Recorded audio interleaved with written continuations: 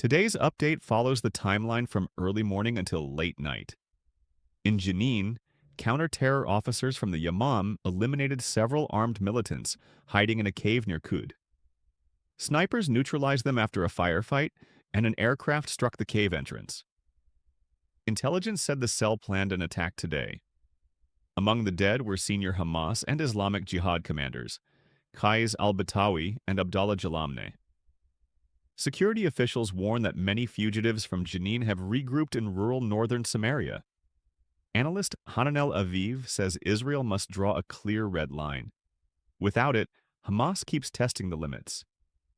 He calls to restore full pressure if remains are not returned, and to impose a total blockade if Hamas continues to stall.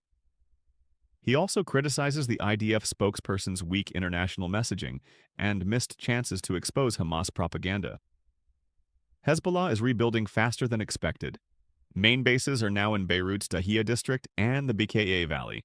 Weapons still flow from Syria, including long-range anti-tank missiles and suicide drones.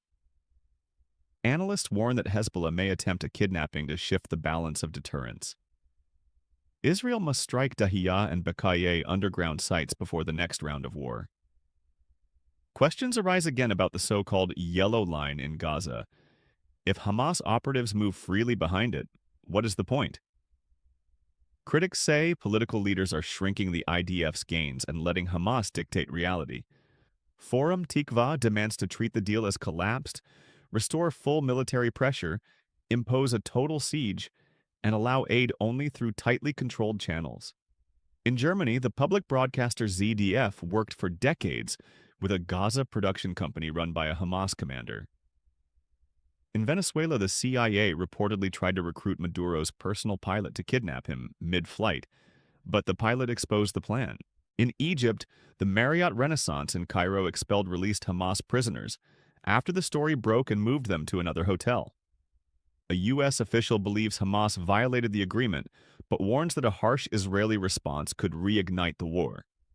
Washington resists major Yellow Line changes and new Israeli ground moves.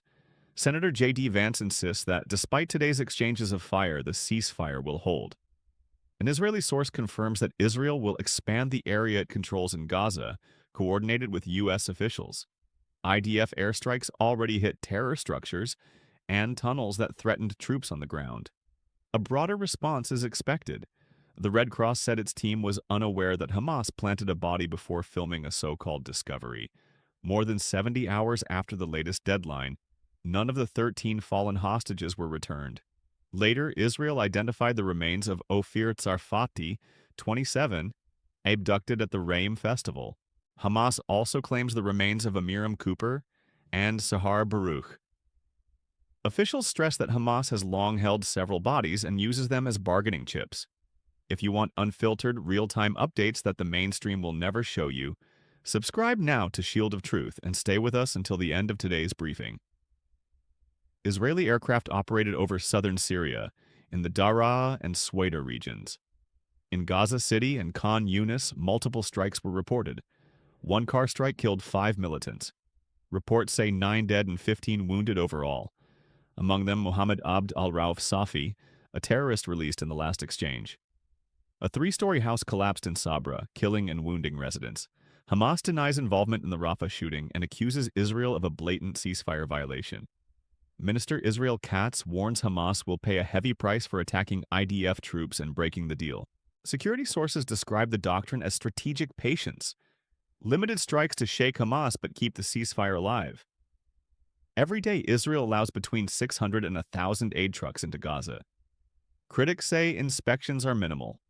Even one weapon per truck means hundreds of new arms daily. They call it reckless and demand aid only through strict control points.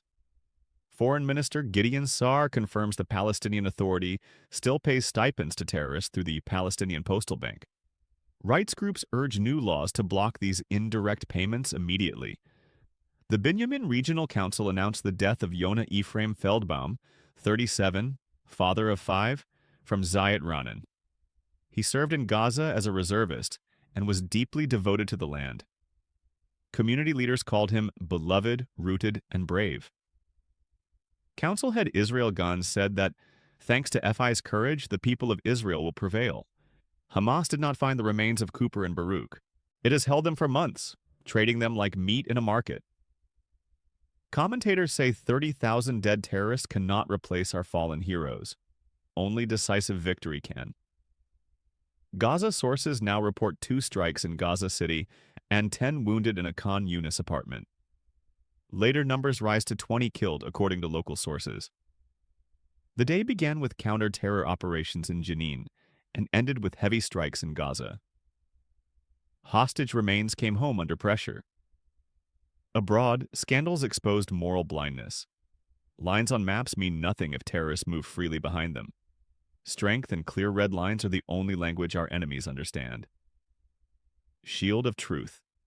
Because reality doesn't stop when the news cycle does.